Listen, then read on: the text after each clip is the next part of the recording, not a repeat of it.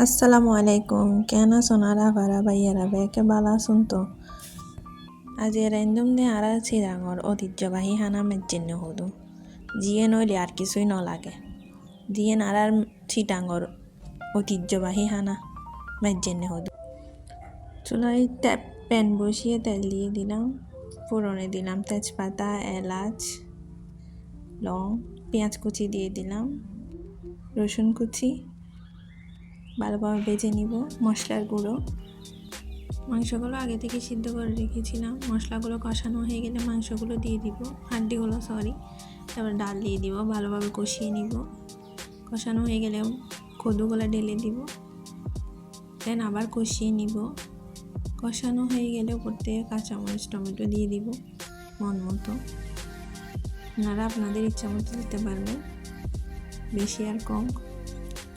এবার গরম মশলা দিয়ে আমাদের মেজবানি